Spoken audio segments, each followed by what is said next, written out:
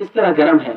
پھر جہنم کے اندر کچھ ایسے سرد جہنم ہے، اور دوسرے مرتبہ وہ سردی کے اندر جب سانس لیتے ہیں تو اس کے اثرات جو ہے نا زمین پر طاری ہوتے ہیں، اور وہ سردی جب تیز ہوتا ہے تو میرے پیارے دوستو، اللہ تبارک و تعالیٰ کا فرمان ہو یا نبی صلی اللہ علیہ وآلہ وسلم کا فرمان ہو، یہ دو ایسے فرمان ہیں ان پر عمل کرنے والا دنیا میں بھی کامیاب، آخرت میں بھی کامیاب ہے.